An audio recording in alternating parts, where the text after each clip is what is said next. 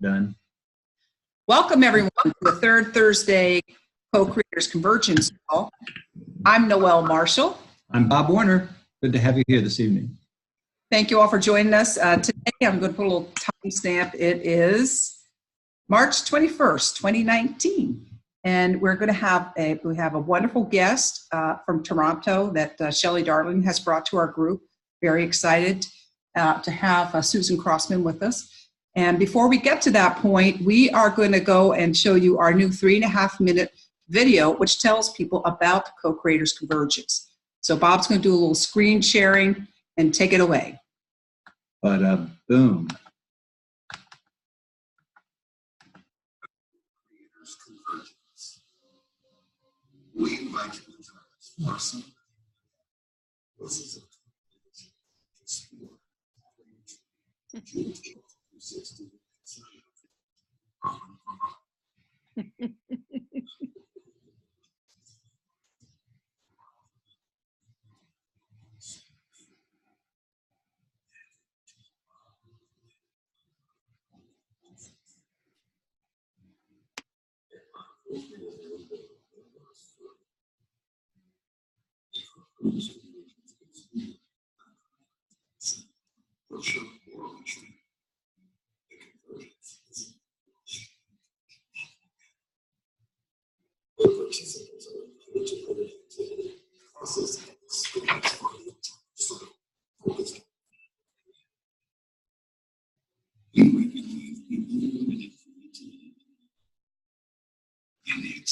Noel, you might want to put people on mute.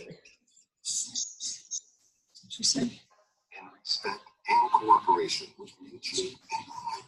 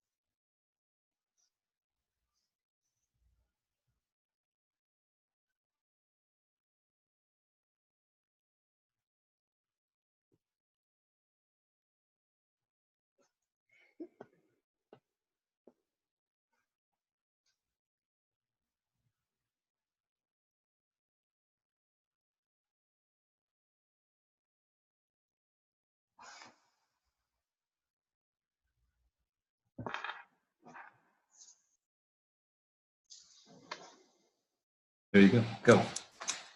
So that's our new, newly finished, completed little intro that we're going to be doing at the beginning of our calls. And so I think that Bob and worked with the Sunrise Ranch community and came up with that, and we're real happy with it. So without any further ado, I'm going to turn this over to Shelley Darling, who I consider a founding member of CCC. Basically, if you've attended 5 years, that automatically makes you a founding member. And I see David and Talia, yes, founding members. And so it's wonderful. We've been doing these calls now for quite a while. And each member is allowed to bring a guest that they think would like to share something with us. So we're very thankful that Shelley is taking this time to bring us a wonderful guest, Susan. Shelley is an amazing dowser. She's an author. She's working on a film project. She's a mystical maiden. So I'm going to turn it over to you now, Shelley. There you go. Oh my goodness. Thank you. Thank you. Thank you. And what a beautiful way to start out this call. I'm really excited. And tonight we're going to take you on a little journey. You know that when we cross a bridge, we cross into a land where you might not know exactly what's on the other side, be it the trees, be it the elementals, be it, when you say yes, that's a bridge, right? It bridges us into the next experience. And so tonight, I'm really excited to have with us Susan Crossman, just an incredible being, here to serve really the good of the whole. She, of course, is a writer, an editor, content marketer. She's all of that. But where we want to start tonight is a little bit of an inner experience that's come into resonance, as we usually do on these calls. I want to thank Bob and Noel for always showing up and hosting these calls and giving us a deeper experience into the world of co-creation. And this year, very exciting, really the voice of bringing forth that truth of who we are. And really that's what tonight is all about. When you're considering writing a book, or even being nudged to write a book and you're in resistance of that, there is this sense of going into your dreaming. And really that's how I met Susan, and really that's where I want to start off. But let's just take a few minutes and come into our heart. The co-creators convergence is a place where 50 people can come together, but there's always a sense of being in the center, always a sense of our greater communion and our love for one another and our support for one another. So just really breathing into that. And for those of you that have been to the co-creators convergence, just holding that frequency, because it is a frequency, not only being in the mountains, right? When just breathing, and we know when we're just taking that inhale, that gentle inhale, we're being informed by the universe, the intelligent universe, right? We're just taking that breath in, being informed. We're feeling that information come into us. And as we're exhaling, we are informing the field. And that's really what we're here for tonight, is to feel that inner exchange. So just opening up, because that's happening in every single cell, in all of our organs, and just allowing our bodies to rise and to open, to receive that which you came here for, right? That fullest expression. Just opening up to that sense of light and wonder. And given that tomorrow's World Water Day, and we're here on the spring equinox and the full moon, we've got a lot of energy moving and allowing that to move freely, right? We know that the biggest cresting of the waves is the same water as what's in that very still pond. So we invite you to move into that deeper sense of self here tonight. Just taking your breath, and we'll just hold a moment of gratitude for all these amazing experiences.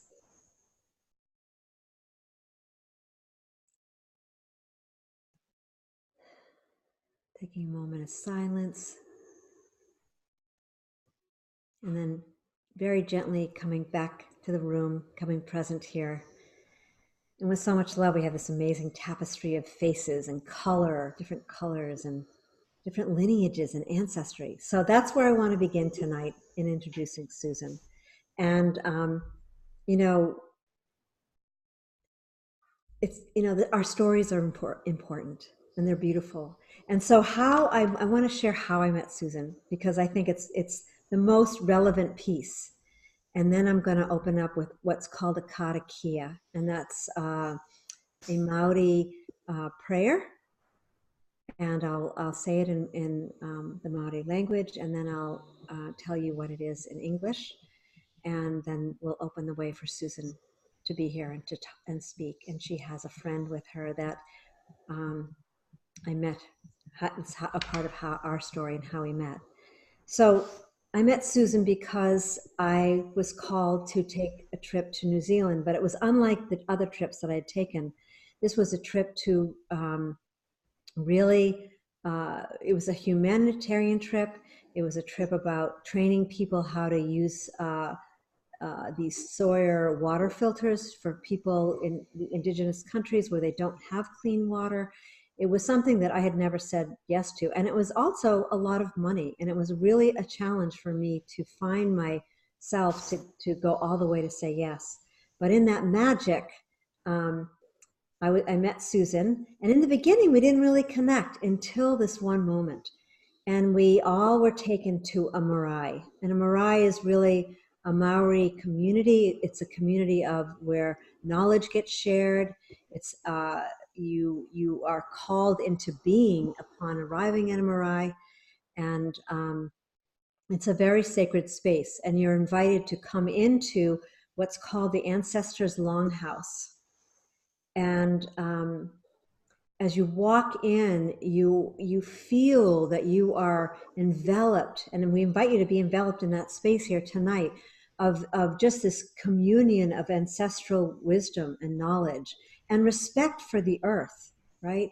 Respect people living in harmony, for thousands of years, and especially my connection to New Zealand was learning about the Waitaha people, and we met.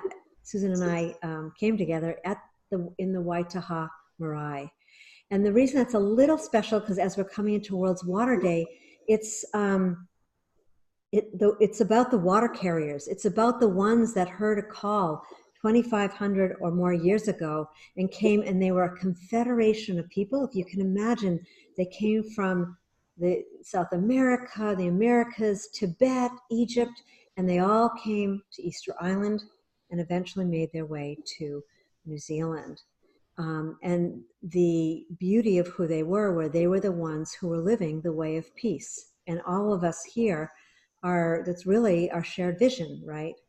And they were the water bearers, the water carriers. And so at this marae, you were invited to tell your story in the most reverent way.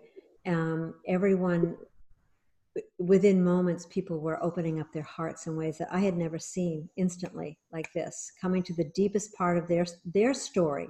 So when you're writing a book, guess what? You are going to be called to that place. And Susan will be talking about that. But I met Susan, and how I met Susan was, I think we had taken a walk, and then she had found this little heart stone, and she can tell the story from her perspective. But she was so reverent that she didn't want to just take a stone from the land. She needed to know if it was okay to take it. And so I'm going to make this long story very short. And so through this exchange of questioning, there was one Waitaha elder who was being kicked by the green stone, a particular stone that is only in New Zealand, and it's why the Waitaha came to New Zealand. It's called the Stone of Peace, and it's actually the stone that I'm wearing right here, and it's called the Peace Child, and more about that later. But basically, that's how I met Susan, and she was handed a friend she's going to introduce to you tonight, and but she didn't know anything about Waitaha, and she didn't know anything about this particular stone. And we happened to sit together on a bus, and I asked her, do you know anything about, she was handed this huge, beautiful stone, this ponamu, it's called the ponamu. And do you know anything about what you've been gifted? And she said, no. And I happened to, that's the history, that's the book I'm writing. So it's very tied till tonight. Talks about the Waitaha and the way of peace and this particular stone, the Ponamu stone. So, and that was really where we bonded. And later I was to learn that she was a writing coach. And through this bonding, we've come together. I've been working with her for a year right now. specifically working on a book that involves the story of Waitaha and dowsing. And Susan has been the most incredible, caring, really. She always says writing a book is a transformational experience. She lives from her heart, and she will only work with people who are here to really make a difference. And so with that, if you're having any inspirations from tonight, I invite you to call her and check in with her, and hopefully she'll come and join us at the CCC and be gifting her wisdom there. But that's all I'm going to say about Susan. I'm going to let her tell about herself and her story and all the books that she's published. And welcome to all of you to be here, to be part of this story. And with that, I foresee that there'll be some little nudging and trickles of this experience here tonight that will take you deeper into your story and hopefully and possibly your book. So with that, Susan, I hand it over to you. Thank you, Shelley. What a beautiful introduction. What a privilege to be here with everybody. I am really honored to be included, and you know, we've been having quite a lot of fun with this idea of writing a book, Shelley and I, over the last year. And I would like to start by maybe elaborating a little bit on the story that Shelley has just been telling about the Pounamu stone. New Zealand was a very big experience for me. I've been on my path for quite a while now, and actually one of my mentors was supposed to be on that trip to New Zealand that Shelley was on. I knew nothing about it until I met Jennifer at a conference in California. And she said, I can't go on this trip to New Zealand. Would you like to go instead? And of course the answer was yes. And then I said, oh, wait, what? I better know more. I better find out more about it. You know, I have gotten into this wonderful, scary habit of saying yes. And I didn't have a clue what this trip was about. So I really just walked into it with my eyes completely closed and in total faith that it was the right experience for me. As it turned out, I didn't have anything in my calendar for those 2 weeks that we were supposed to be away. As it turned out, I had the money in the bank, which hardly ever happens to have that amount of money sitting in a bank account somewhere. As it happens, my kids were able to be taken care of. I'm a widowed mom, so I don't have a partner that I can just expect to stay and do all the driving and cooking and everything. And so it was meant to be. So I ended up on this trip to New Zealand. And as Shelley was saying, we were on a walk along a beautiful country road, and I saw a heart-shaped stone in the road. And I tuned in and asked if it would be okay for me to pick it up, because I have had a number of mentors who've really reinforced to me the importance of asking permission. That, you know, nobody just wants to be grabbed out of their habitat and thrown somewhere else. So the stone did agree that I could pick it up. And then at lunchtime that day, I was speaking with the two of the elders, and I said, but I can't tell if I'm supposed to take it home with me or not. Like, usually I tune in pretty well, and I was getting a complete blank as to whether this was mine to carry for a longer period of time or whether it was supposed to stay. And I was getting a little neurotic about it, because I'm a bit of a recovering perfectionist, and I didn't know what I was supposed to do with this stone. So being the magnificent beings of care that they are, they said, well, I guess you'll get your answer when it's time to get the answer. And of course, okay. So a couple of days went by, and we were at the last evening of our group at this beautiful Waitaha experience. And Rangi, who I'd been speaking with on that first day, said to me, do you still have that little heartstone? And I said, yeah. And he said, bring it tonight to the closing ceremony. And I said, okay, that's fine with me. And I still couldn't tune in to see if the stone was coming home with me or not. So we fast forward a few hours, and there we are at the closing ceremonies. And out of the blue, Rangi starts telling a story. And he said, you know, again with a story. So I'm telling a story about a story. These stories are everywhere. And he said, you know, he was going to bed that previous night, and it was dark, and he kicked something on his way to bed. And he didn't know what that was. It was just a bizarre experience for him. And then in the middle of the night, he was on his way to the washroom. And he kicked this thing again. And he thought, okay, what is it that's sitting on the middle of my floor? And he got up the next morning and discovered that it was this. And this is a heart-shaped stone. It's I've weighed it. It's 6 pounds of New Zealand jade is what it is, the punamo. And it is, as I was told it is one of the Waitaha people's sacred stones. And Rangi had been the carrier of the stone for quite some time, and he recognized that there was something that needed to be done with this stone because it was an identical match to the stone I had picked up and shown him on that first day that we were there. And meanwhile, the other kind of back part of the story is that he'd been hearing my name all week, you know, Susan, Susan, Susan. And he thought, who the heck is this Susan? He'd completely forgotten my name from that first day. But then when he saw the stone and he remembered the name, he went, oh, I see. It's time for the stone to move on. And so at a very moving and very beautiful ceremony on that last night, I was made carrier of the punamo for the Waitaha people. So it's a huge honor. And as Shelley mentioned, I don't know what I'm supposed to do with this thing other than do what presents. And what presented was Shelley along the way, and a magnificent opportunity for me to learn more about the Waitaha people and the punamo through the experience I've had working with her on her book. So we just don't know what's going to happen in this world. And, you know, for me, it's been a lesson of just walking in faith and trusting and knowing that it's all perfect. For whatever reason, this friend walks with me now, and I call upon it quite a lot to serve my clients too, because we're here creating things together. So that's the story of the stone. And Shelley, I really thank you for your guidance of me as I'm learning, you know, more about the stone and its traditions and the sacredness of what the stone is here to do, and also by extension us. So I just want to just jump in 1 second. So sure, always. So I know all of you here really are very incredibly reverent to the, 7 directions, to stone and birds and the devas and elementals.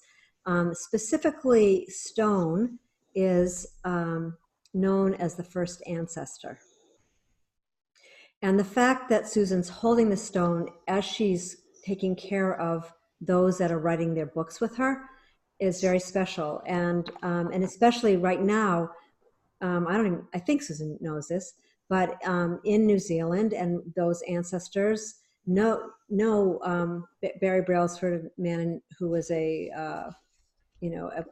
university professor, archaeologist, and writer of the culture of the Maori culture and of Waitaha. Now, he will only write, when you're working on your book, you want to be working on what's called the bright side of the moon. So here we are talking about writing a book, being a bridge builder. And so I just want to honor that ponamu with a karakia, because it's really important to hold that frequency. And you will do that too, even if you're just writing, journaling, it'll start to shift what's coming through. So, and that we're talking about stone beings, right? We know this. So as we're listening to this karakia, it's really opening the way, and also opening the way for the CCC. It's opening the way for wherever you are into this next phase, because we're in the spring equinox. I mean, this is really an amazing moment that we're all together here and that you've chosen to be here. So with that, as the stone, the ponamu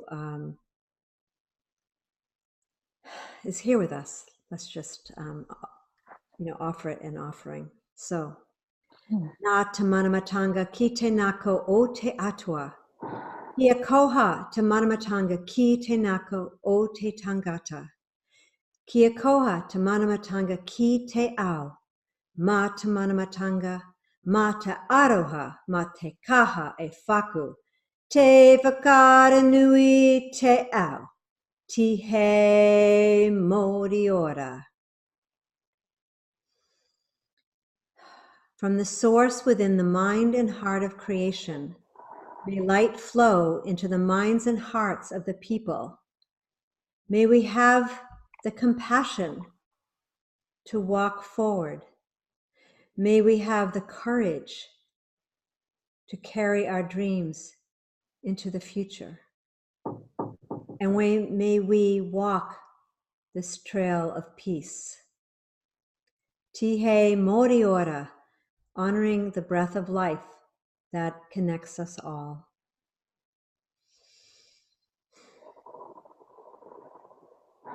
So thank you for that. So it is.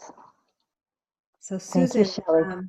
yeah. So why don't we open the way and maybe speak to just this topic? Your book is a bridge builder, and how it affects. And this is going to be an experiential call. We want you to ask questions. Susan's going to take us into a little exercise and do a little fun thing, and then we'll open up the call for everyone to just ask questions and to allow that story in you to come forward, and know that we're all here as your collective family, holding space for you to come into that next evolution of your soul destiny, and a possible book or a co-creative book. Who knows? Maybe this is the year. I don't know. That just came through. I just got, whoa. Ooh, wouldn't that be exciting? So of the people here on this call and listening later, I would love to know, have you written a book? Have you thought about writing a book? Anybody in that space now of becoming an author or being an author? We have people tell us all the time we should be writing a book, individually and or collectively, or many books. Yeah. Years of the last 10 years have been incredible. So can I ask why you haven't written one yet? Well, I would say because we're Other than that you're busy. That's the front excuse, of course. Yeah. It's just I want the book to tell me it wants to be written versus me to tell the book. I want to, when it wants to, I feel like when it wants to come out, I do a little reading and writing and do a little meme thing every day on some of my favorite authors.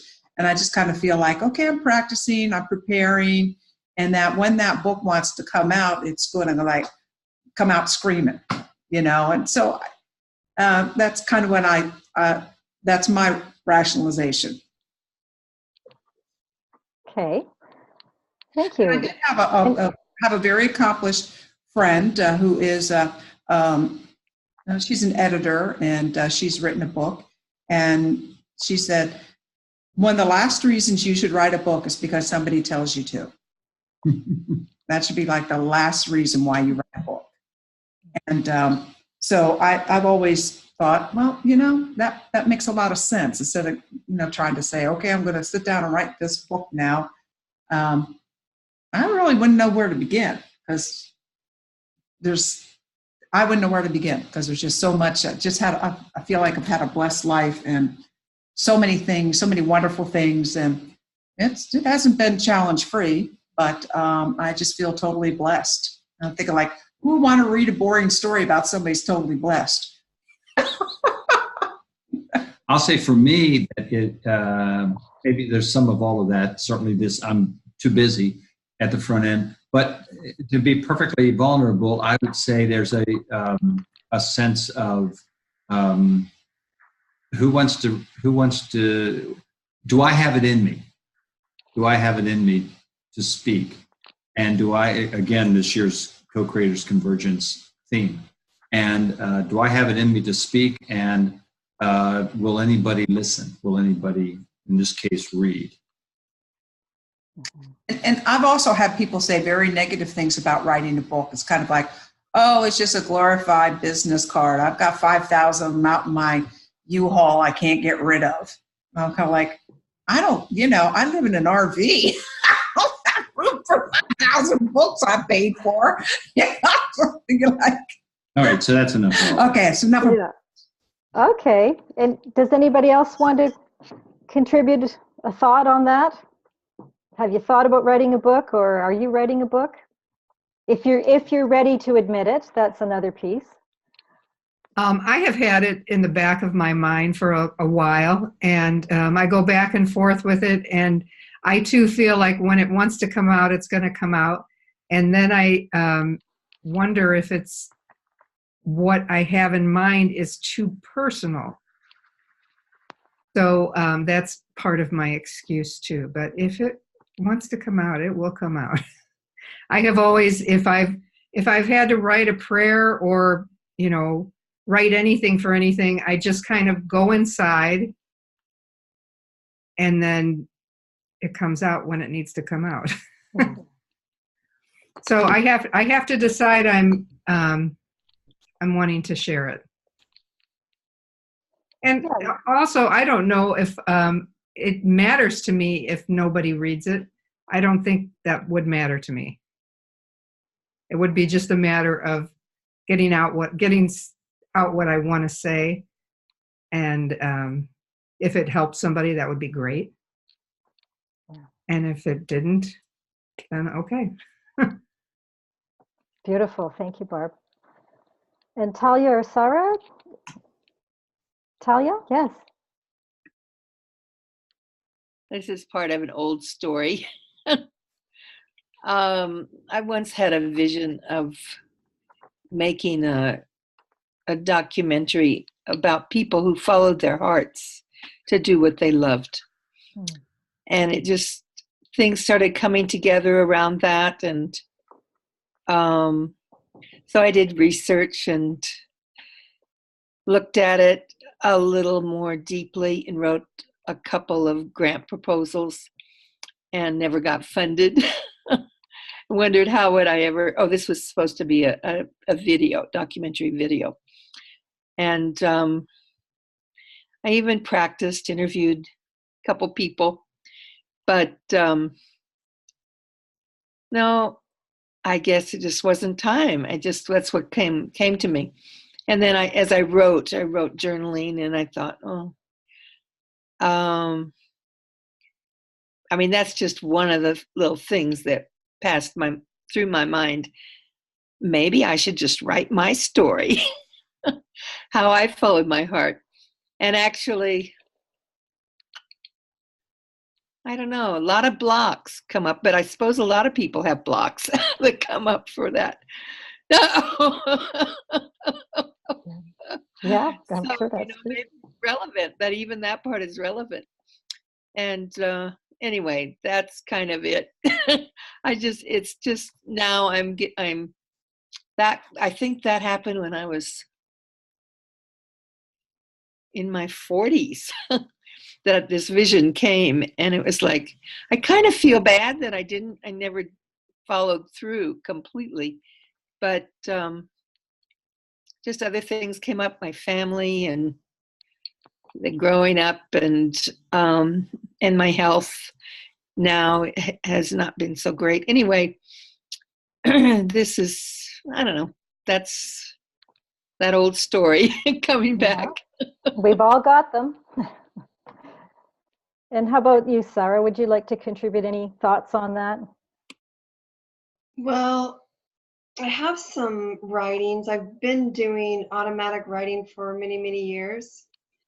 And I left my corporate world a few years back and did one of those buy a VW van and set myself free out into the unknown to study with healers. And so I have a combination of what I'd like to do,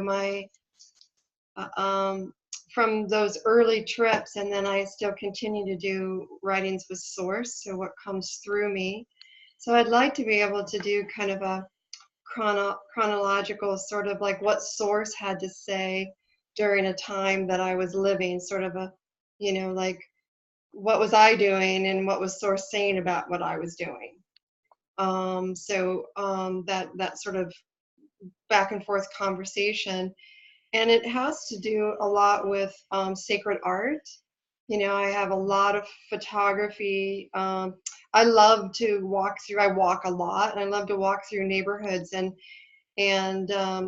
snap pictures of how people express their sacredness, you know, in their homes and their yards and their communities. And so I'd like to put a combination of those things together so that it's has a little bit of me, but has a lot of what comes through me, and then how that shows up in my community. Beautiful. Lovely. Thank you, everybody, for your ideas and thoughts on that. That's magnificent. Yes, Noel. Yeah. Oh, we can't hear you. Oh, there we go. I actually had two book titles that I was going to do. One was called The Millionaire Who Robbed Me. And that would be, it was about my mother.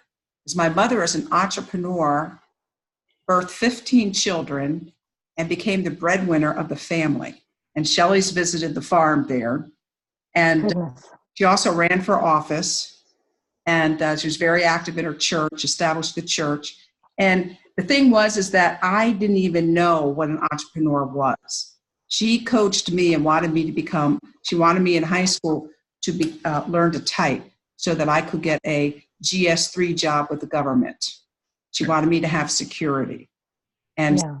when I really learned who my mother was and all that she accomplished, it still blows me away. I mean, it's just amazing. So that was one tongue-in-cheek title. But the other one was, I was thinking about doing co-creative couples. And it'll be just expose, not an expose, but, you know, just interviewing couples that are both on sharing their path together and what they bring, like, you know, thinking of Ron and Victoria, Catherine Makasha.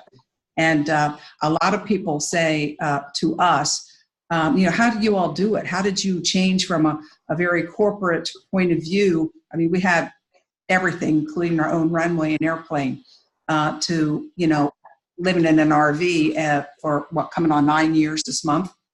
And so it's something that, you know, we just do it. We don't really think of it as, you know, as something, but what I feel is that there is, especially in my spiritual friends, that so many are out there looking for a partner, you know, that, you know, helps them. So I don't know. That was just one we talked about at one point. And so that's my true confession. Oh, thank you for trusting us with that information. That's beautiful. So the book does want to be written. Yes. From the sounds of things. And by the way, you know, you mentioned a little bit earlier that someone had said, you know, if somebody thinks you should write a book, that's not a very good reason to write a book. And I think that's probably good advice, with the proviso that sometimes the universe works through little angels on the planet who come by to give us that little nudge, to remind us that maybe there's something out there we haven't tackled yet. And, you know, just I invite you to be open to that possibility that if people have been telling you that you should write a book, it's perhaps not that you should write a book, but that you are beautiful bridges for people and have so many stories that could be used to bridge humanity through to its next evolution, and individuals through their next evolution. That goes for all of us, you know, and it is a lot of work. It took me 13 years to write my first book, so I'll tell you about my bridge book. This is Shades of Teal, and this is a story about it's a novel, and it's the story of a woman experiencing an abusive relationship and what that was like and how she ended up leveraging herself out of that relationship. So I didn't know it at the time when I was writing it. I started when I was pregnant with my second son. He was, that was, oh gosh, that's a long time ago. But I thought by the end of 9 months, both the baby and the book will be done. I'm a professional writer. That's all I've ever done. I've had great jobs in journalism and marketing and government communications, and I'm pretty comfortable writing. And I figured a book would be a snap. And as it turned out, it was no snap. It was a lot more work than I thought. I didn't know how to write a book. I also felt, well, who's going to want to read what I have to write? I'm not a famous person. I'm not one of those famous writers that you hear about that everybody's flocking to buy their books. And I really had a very low expectation of what this book writing effort would lead to. And so I was in a much different place in my life after 13 years than I had been at the beginning of writing that book. And of course, life was busy. Oh boy. My family had 5 kids and stepkids. We had 2 dogs. I had a husband who kept moving around and changing jobs and losing jobs and being unemployed. And it was a pretty tumultuous time. And what really flipped the switch for me was when he was diagnosed with terminal stomach cancer, and then he died. And so there I was with 3 kids, 3 of my own kids, and I had this dream of writing a book. And it was a huge wake-up call for me to realize I might not get enough time if I really can. And that's really what spurred me on to finishing the book. I found a couple of editors. I had it edited twice. And eventually I ended up with a traditional publishing contract. And that changed my trajectory entirely from the work that I'd been doing into leading me into learning more about this book writing business and publishing and how do you market a book and what's the point of writing a book. And through it all, I've come to see books as amazing bridges for people. And everybody that I work with is a bridge.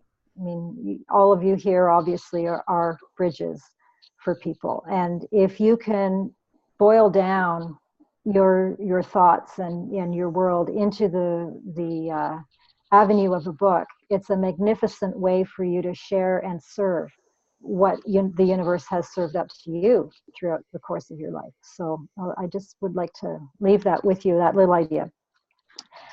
Are you up for a little exercise, something a little out of the ordinary? Can we go off-road for a minute here? All right, so I'm going to give you a bridge building exercise, and it's a bit unconventional. This is an exercise that I learned from my good friend Valerie McLean, and Valerie runs a Handel Neuroplasticity Center in Peterborough, Ontario. Peterborough is not a very big Canadian city, but she's there, and Handel is a protocol for rewiring the brain. It's particularly helpful for people on the autism spectrum, people who've had strokes or have been in car accidents. ADHD is something that people often go to use the Handel protocol for. And aside from all of that, it's also fabulous for enhancing performance. So I'm going to get you to everybody take these 2 fingers and hold them up. And this is called skull tapping. And so we're going to start at the base of our skull. Take those fingers and put them at the base of your skull. And you're just going to go tap, tap, tap, tap, and tap on either side of your skull, and gradually move those fingers up the back of your skull until you come up to the top. And then we're going to go all the way to the forehead. And then we're going to go all the way back. It's very, very easy. Just a nice, light, easy tapping all the way back to the base of your skull again. And then when you're done that, we're going to go up to the top of our skull, and we're going to do the same thing, only down the side. Left, right, down the side to the top of your ear. And then we're going to go all the way back up to the top of the crown of your head, and then back to the base of the skull again when you're ready, and go back again all the way to the forehead. Tap, tap, tap, tap. And then when you reach your forehead, you're going to go all the way back again.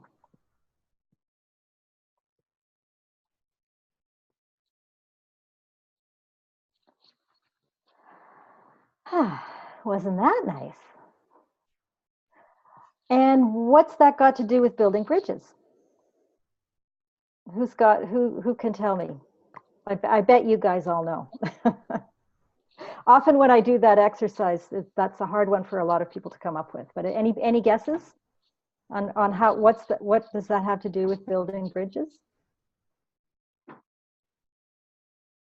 Noel? Is it a bridge between our left and right hemispheres? and from our frontal and visual cortexes. Yeah, exactly. So we stimulated Exactly. those. Perfect. Yeah, we have a bridge between the left and right brain. The corpus callosum is what it's called. Yep. And so, as most of us will know, the left side of our brain typically is where the logic center of our brain is, and the right side of our brain typically is where the creative, intuitive center of our brain is. So that little exercise requires both sides of our brain to light up, and it strengthens the bridge between the left and the right parts of our brain. And in doing that, we are allowing ourselves to access both. And so it's a beautiful process for integrating the left and the right. And when your left and your right side of your brain are integrated well, then you are able to write more powerfully, because writing is one of those interesting activities that kind of like dancing or playing piano, where you really do need the structure and the logic of the process, but it's nowhere near as magnificent if you can't access also the creative and the flowing, flowery, intuitive side of the process as well. So it's really, really valuable if you want to become a better book writer and better at anything, actually. That's a little process you can do every single day. You can't do it too much, although people might look at you a little strangely on the bus if they see you doing that a whole lot. But that's one place I like to start with when I'm talking about building a bridge is accessing that internal bridge that we have in front of us. What else was I going to talk about? Can I tell you a story about a bridge? Are we up for some stories? We all have stories, right? So this is a story that I really love, and I love it because it's about peace and harmony, and I like stories that are about peace and harmony. So, and it's pretty pertinent to what we're talking about today. So, once upon a time, two brothers who lived on adjoining farms fell into conflict. It was the first serious rift in 40 years of farming side by side. They had been sharing machinery and trading labor and goods as needed without a hitch. Then the long collaboration fell apart. It began with a small misunderstanding, and it grew into a major difference, which exploded into an exchange of bitter words followed by weeks of silence. One morning, there was a knock on elder brother's door. He opened it to find a man with a carpenter's toolbox. "I'm looking for a few days of work," he said. "Perhaps you would have a few small jobs here and there. Could I help you?" "Yes," said the elder brother. "I do have a job for you. Look across the creek at that farm. That's my neighbor. In fact, it's my younger brother, and we don't get along. Last week, he dug a wider passage for water into his farm, but he ended up creating a very wide creek between our two farms, and I'm sure he did it just to annoy me. I want you to build me something so that we don't have to stand and see each other from across." The carpenter said, "I think I understand the situation. I'll be able to do a job that will please you." The elder brother had to go to town for supplies, so he helped the carpenter get the materials ready, and then he was off for the day. The carpenter worked hard all that day, measuring, sawing, and nailing. At sunset, when the elder brother returned, the carpenter opened wide and his jaw dropped. It was not what he had even thought of or imagined.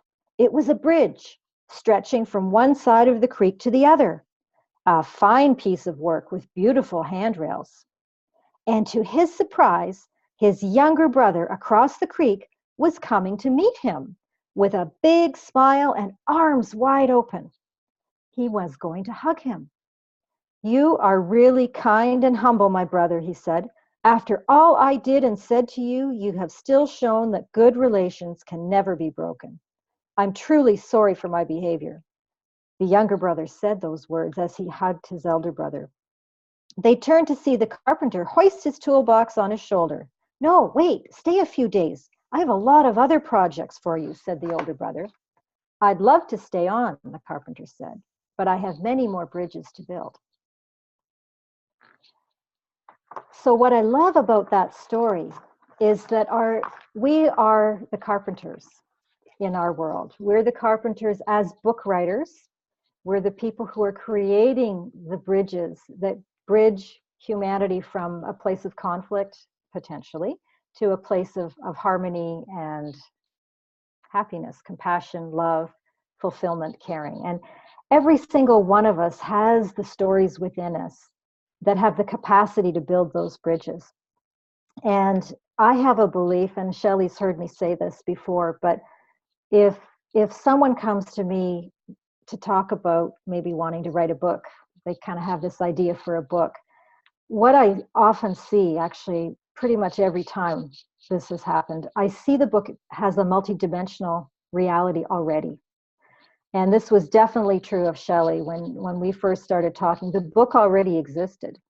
It was there. It had a life of its own. What it didn't have was a physical reality. And so the task with Shelley was to help her land that book in 3D, because it was there. She didn't quite have the full picture of what it looked like yet. But over the months that we worked together, you know, that was the process of just pulling that book out of the ethers and through the funnel of Shelley, because Shelley was formed perfectly for that book. And that's another belief that I have, is that Source has been working with us our whole lives to become the conduit for the book that we were born to write, for those of us who are writing books. And I think the statistics say that 80% of North Americans have had the idea of writing a book someday. And of those, that 80%, 40% actually start to write a book. And of that 40%, 2% actually finish. So there are a high number of people that would like to write a book, and a very low number of people who actually get the job done. And there are lots of reasons for that. Not everybody has it in them to be an author, or wants to be badly enough, or has that piece of service around what their book is able to do. I believe our books are here to serve. And I think once I made that transition, certainly for my second book, so my second book is a collection of short stories about awakenings, Passages to Epiphany it's called. And by the time I wrote that book, I had come a little further on my own path to realize that writing a book wasn't about me. And all of the self-doubt that I had in that first book about, you know, who am I to write a book, had become, who am I not to write this book? Because by then I realized I've had so many experiences that have tempered me into the funnel and the conduit that I am, that really this was the hand of God in creating my life and helping me co-create my life, that was helping to shape me into the exact vesicle for the story that I had to tell with this collection of short stories. So I also invite everybody to look at writing a book from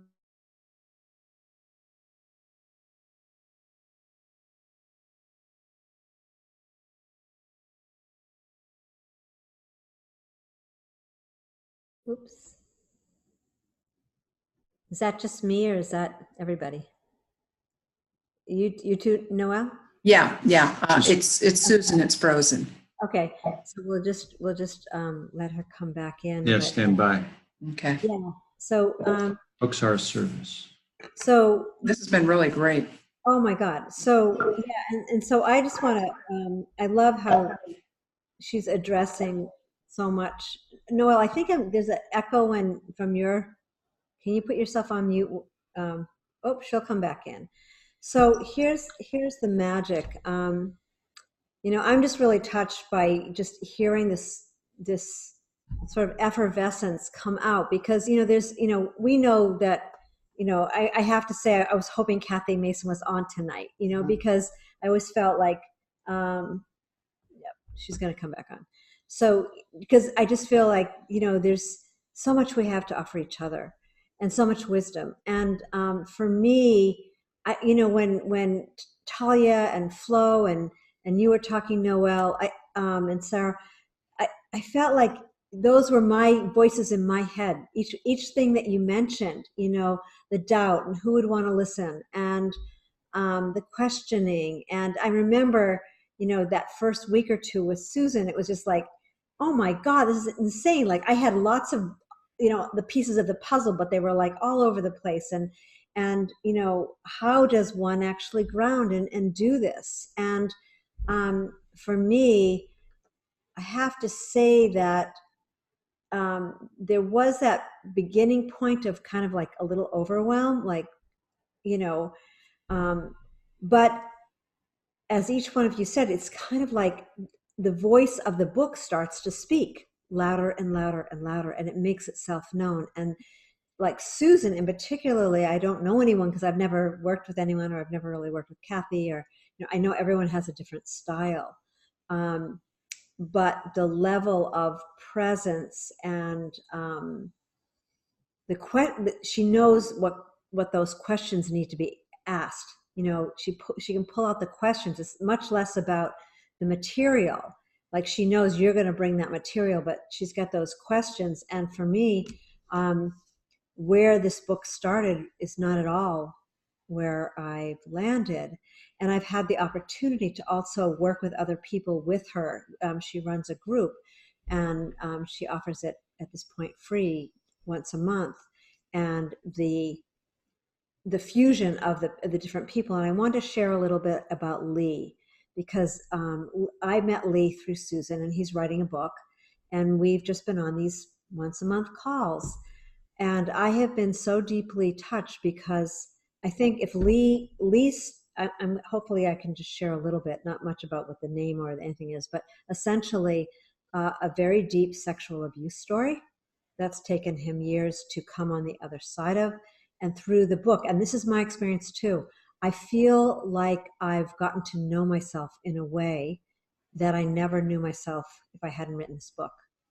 I'm astounded at what wants to come through when it comes through. And I want to talk a little bit about the last chapter, because for me, the first 11 chapters were fairly, you know, they came together fairly easily. Not that it wasn't hours and hours, and it's true, it's hours and hours of work, but it's the most joyful work I've ever done in my life, I have to say. And I'm going to go back to Lee. And so this last chapter, really, I couldn't do it. And I kept writing it, and she kept saying, that's not it. And, you know, and would give different editing, you know, and help to bring it out. And I couldn't find it. And finally, she said to me, and I think this must be true for everyone, is that I couldn't write that last chapter because she's asking, is there a number she can call in on? She can't, for some reason, get on. You're on mute. Hello? Oh, there you are. Perfect. Oh, my internet dropped of her. Sorry about that. I'm just going to share this last little piece. I'm just sharing with them. I was waiting for you to come back on, but I'm sharing with them the 12th chapter and a little bit of meeting those, you know, doubts and things like that. But I also, if it's okay, I was sharing a little bit about my experience with Lee, because and not telling his story or anything like that, but the fact that, you know, when you're writing a book, there's a level of rawness no matter what your story is.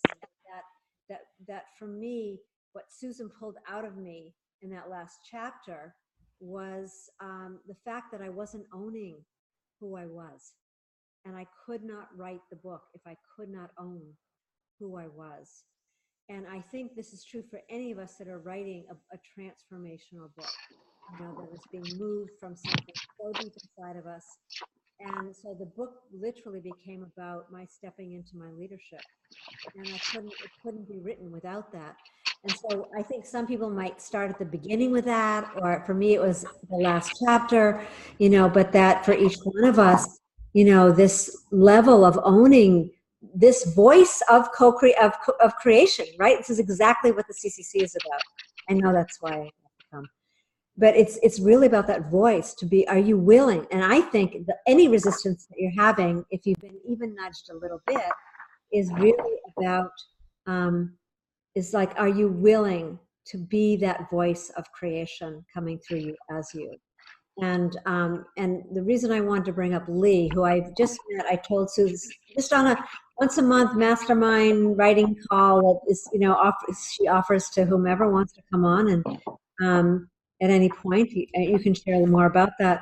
But for me, it was really touching to meet Lee, because Lee was a very special being who had been through probably one of the most traumatic experiences that I've heard about as a male, and was coming through and really being willing to be that raw with himself, and knowing that in telling his story, he was going to help so many people, and not without questions, not without doubts, not without challenges.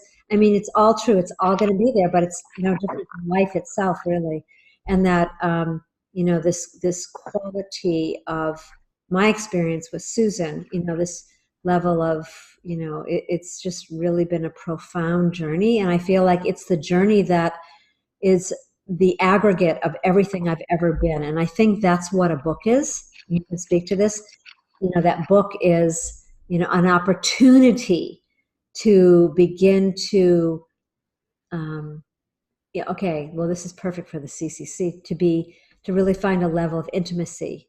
Because, I'll just end with this, Susan, I'll pass it over to you. But for me, when the first year that I went to the CCC, there was, and I think all of you maybe, remember that Ron and Victoria did this process, and everyone spoke very intimately about who they were, except when it came to me, I skimmed the surface, and I was really upset with myself. And I was upset because I knew I wasn't reaching something way deep inside that was stuck so deep inside of me.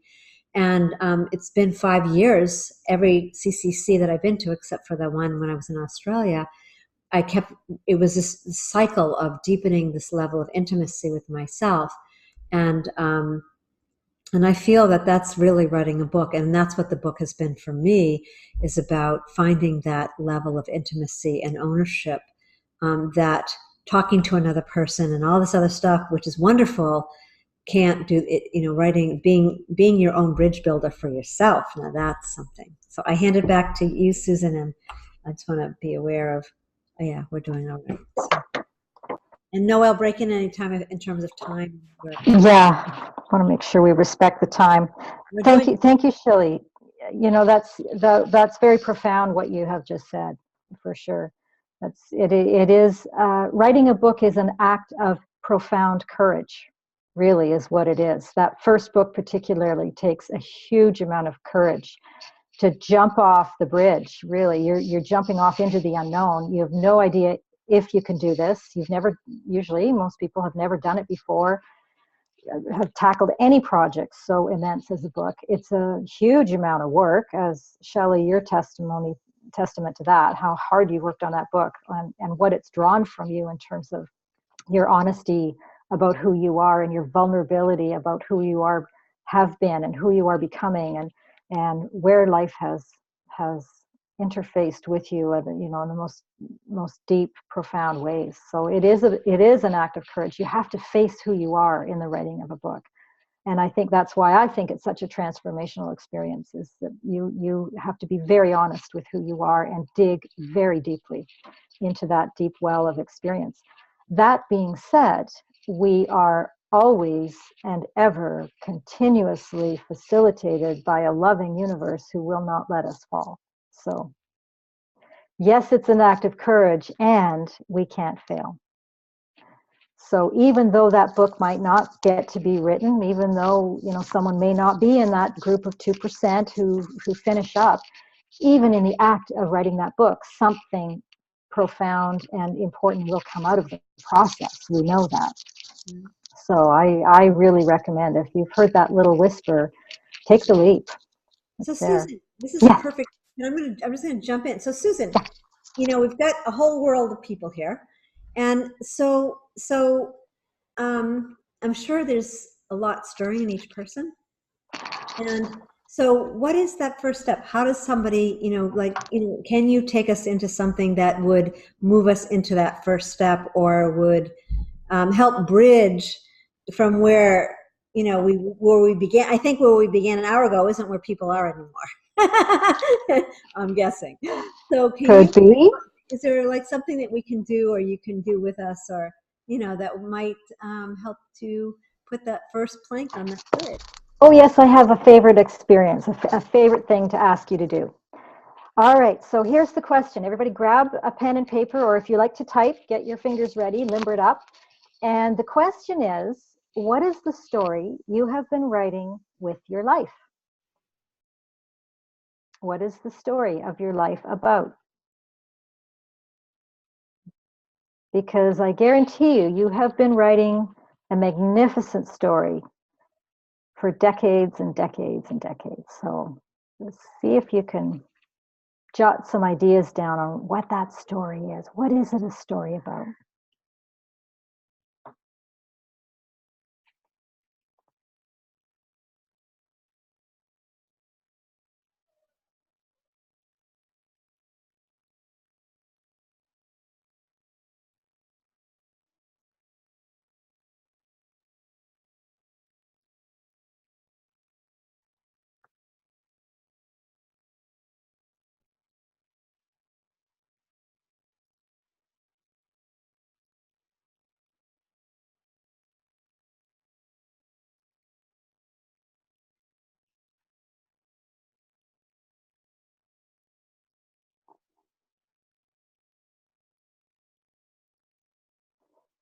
Anybody care to share? Has anybody got an answer? You don't have to share, but if you want to, I'd love to hear what the story is.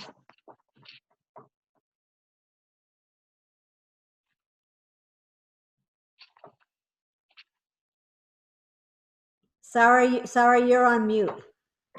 Oh.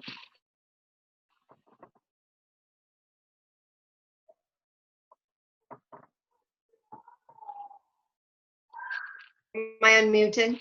There you Okay. go. Yes, All right. perfect. Thanks, Bob and Noel. I'm like, I can't find the button. So I guess, going back to what I already explained, and that was a great exercise. Thank you, Susan. Just to kind of get snapshots, right, of like, what are you really doing? And so mine, just 3 things that came up: relationship to source, divine guidance, and giving up control. Beautiful.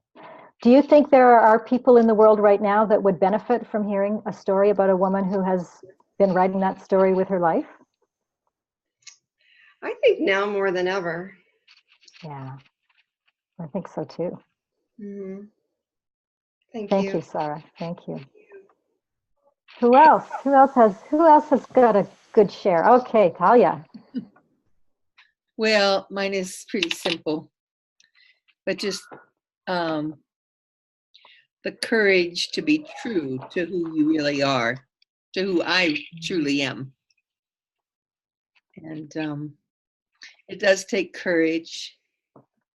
And it seems to be a lifelong calling.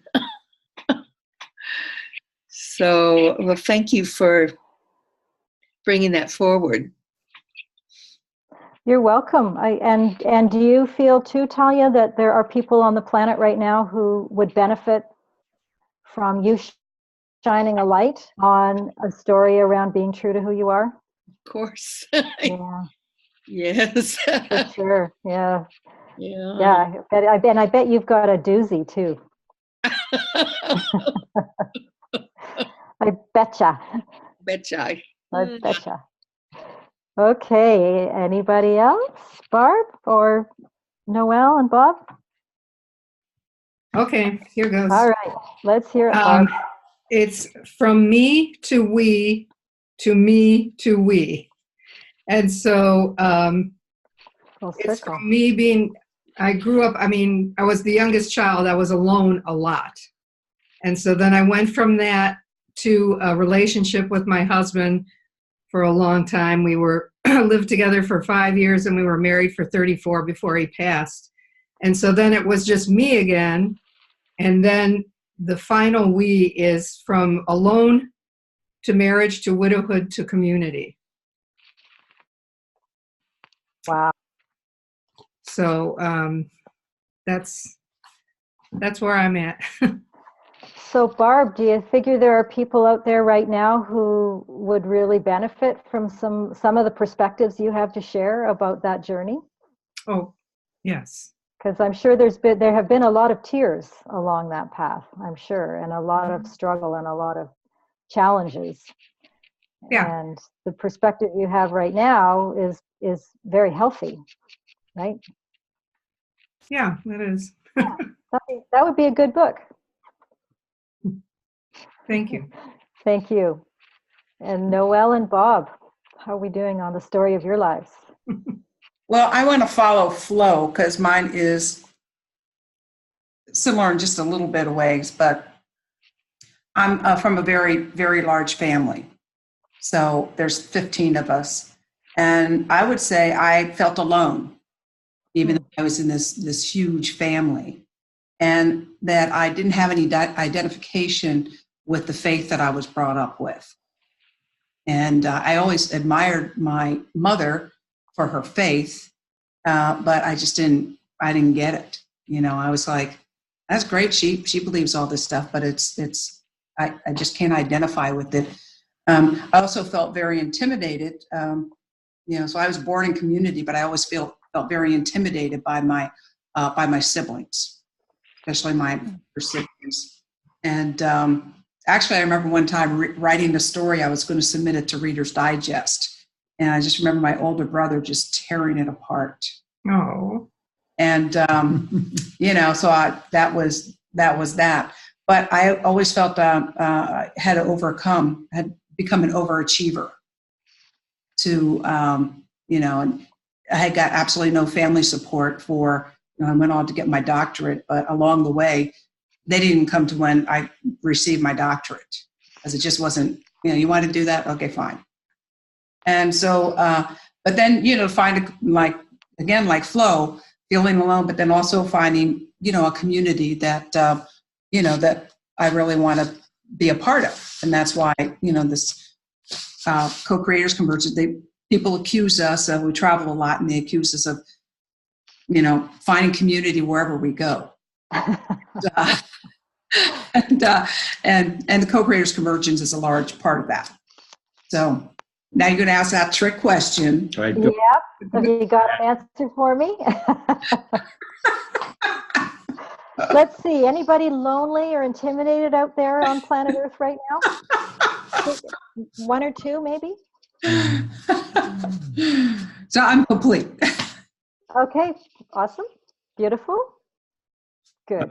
My words would be of survival, of blind compliance, then of opening to an infinite potential and the support of all, or the universe, or God. Wow. That's a pretty big story. Yeah. Yeah. And Bob, are there any people who are simply surviving right now? Yes. And could benefit from some guidance around opening to the infinite potential? Yes, and Yeah. I believe that are in blind compliance, whether that's Blind compliance of relationships, of culture, of society, of what the government tells you to do or the education system tells you to do. That's all blind compliance in my experience. And I spent decades in it.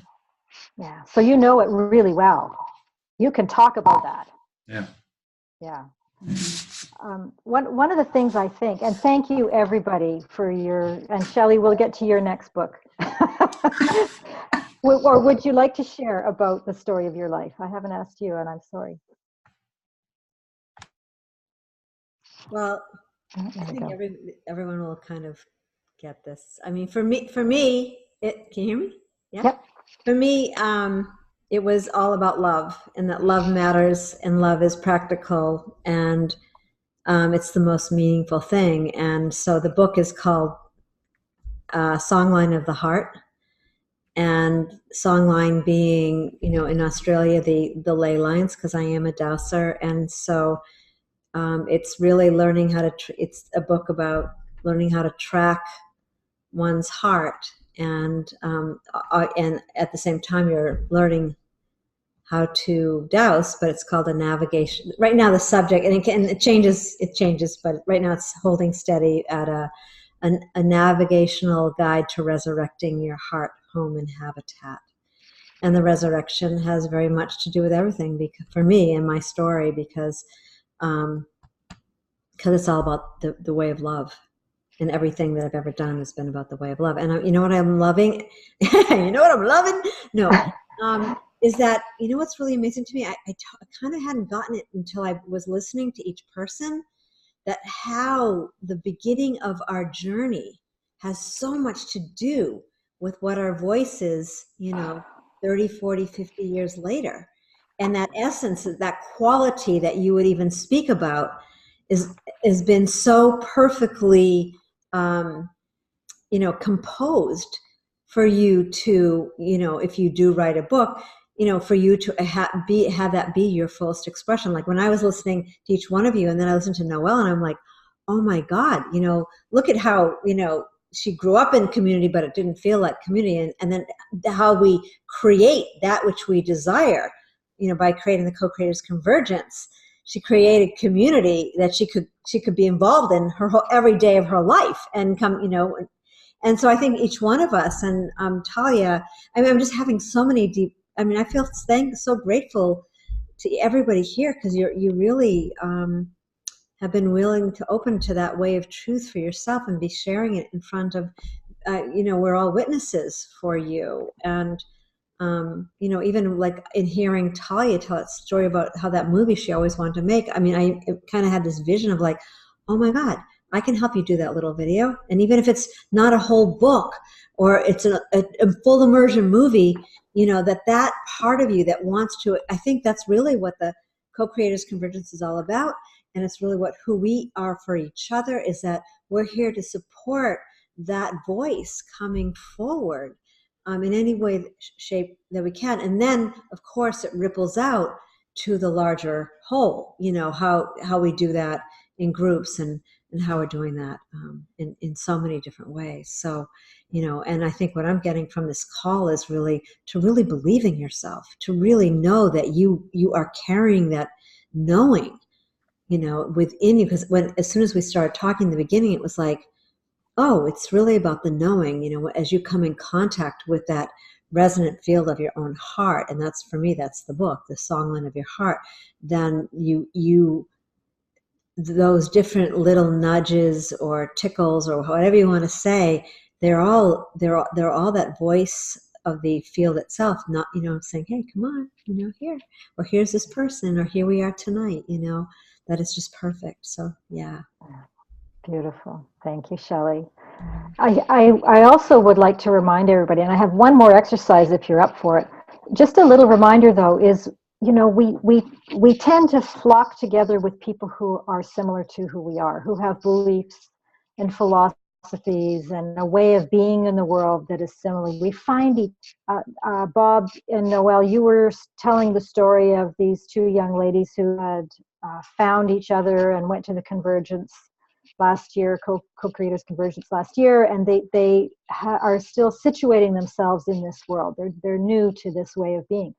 We tend to forget that there are billions of people out there who aren't like us, who haven't done the exploration that we've done, who haven't found our way to the very difficult answers, to the solutions to the very challenging issues that we've been discovering for ourselves. We actually are the pioneers in this.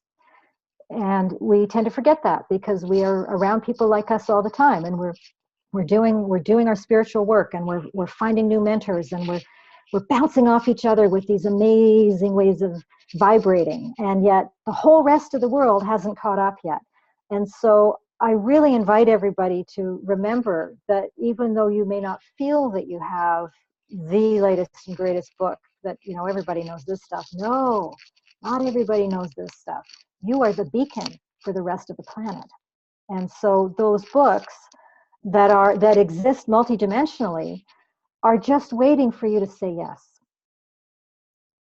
So whenever you're ready, that's the right time. Do we have time for one more little exercise or? Oh, So yes, let Shelley. me check in, Susan, for 1 second, because we have like 7 more minutes. Okay. And, we want to make sure that people know how to connect with you and connect with the co-creators convergence. So shall we, yes. and we can always do a part 2. I would love that. But let's just check Love in. talking about this. Yeah, let's just check in with Bob and Noel and Yes. for a minute, Noel.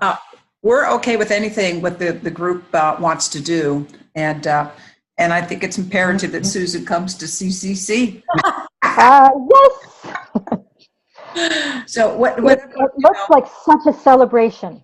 It From the is. video, it is a celebration of life. It is. did you feel that way? Thank you. We did. Thank you. Yes. Yeah, there was another word that came up for me. It was celebration, and what else? I wrote something else down that I just thought was celebration and expression.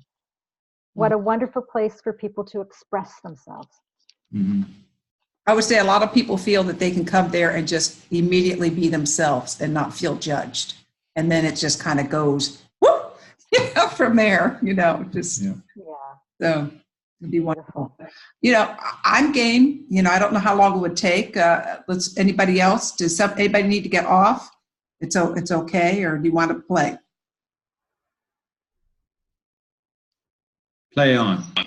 Susan, how long are you talking about? Okay, Talia. I just wanted to say one thing.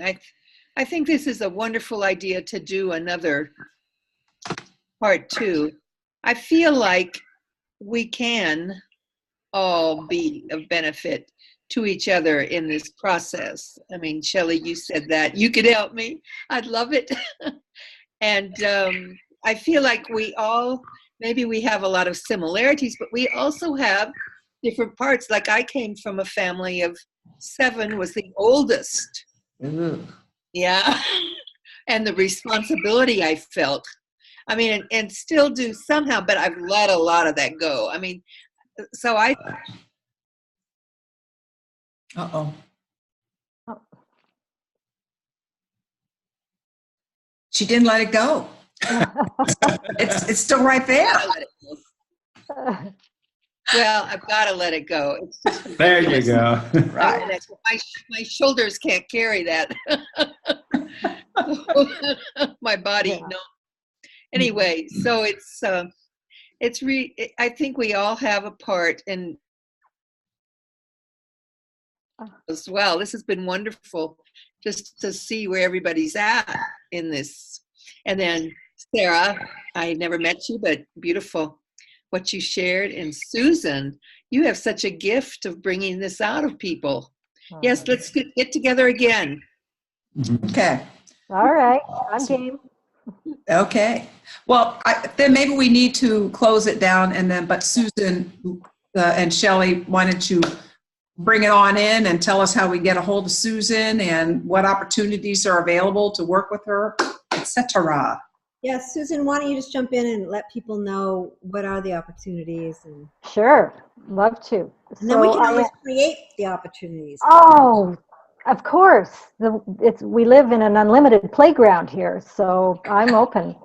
I do have some specific ways people can work with me. I do work as a book coach, so I'll work with someone while they are birthing their book and getting it out. Sometimes that's very hard for people, and having a coach it's a privilege to be a coach, because I'm part of the process of watching them discover for themselves what this book really means and what it looks like. So I do work as a book coach. I also edit existing book manuscripts. So that's one way. But one of my favorite pieces is I run a monthly mastermind group for people who are working on their books, and we get together once a month, and actually it's a very similar arrangement as this. We talk about the books that we're working on, the meaning of what we're doing. There are a lot of issues around becoming an author that I wasn't, I experienced them all myself firsthand with my first book, and now that I'm my 5th book's coming out this year, I understand the process really, really well now of what it is to become an author in the process of becoming. But we talk about practical stuff too, like publishing and how do you get your book published, and what happens on Amazon, and stuff around book marketing and the cost, and the nuts and bolts stuff too. So that's a beautiful program, and that's you can find that one at www.awakeningauthor.com, and that'll take you right to the page that talks about the group. Okay. Cool. Yeah, so that's about it. And my email address, if you just want to shoot me an email to talk about some stuff, it's Susan, SUSAN, at Crossman Communications with an S.com. Okay. And Susan, I just have a question. So do you work with people like we have a friend who's written a series of 8 books, and he's in the UK, and they're all done. They're wonderful, wonderful books. And he's a trance medium, and he's trying to get it out into the US market. It's on Amazon. His name's Michael Raichia. Yeah, Raichia. And anyway, do you work with people like to help them with strategies to get their book out? I can do, but I wouldn't say that's my area of brilliance. So there are probably people out there who are better equipped than I am to really get mileage out of it. Thanks. I mean, I've done courses on make your Amazon bestseller campaigns and that kind of thing, but I think probably what he needs is a much bigger strategy than that. Okay. That's quite a bridge that he is. Yeah. Okay. Himself too. So, All right. Yeah. Well, this has been really magical, and I want to unmute everyone. Is everyone unmuted so we can just say good night and thank you? This has been really wonderful. Thank you so much, Shell, for always being there for CCC, bringing us wonderful people. And thank you so much, Susan. It's just been a delight. I just even love your hair. Well, that You do have great hair. Just got great hair. Great hair. Well, all that, and it's a privilege to be here. So thank you very much. I'm honored to be part of this tonight. Thank you. Thank you. Please consider joining us in June. We'd love to have you. I definitely will be looking at that. Okay, That's super. Fantastic. That's fun. Thank you, Bob and Noel, for having us. Love you all. Thank you. Good night, everyone. Love you. Bye, everybody. Peace out. Thank you. Peace out. Peace out. Bro. Take No. care.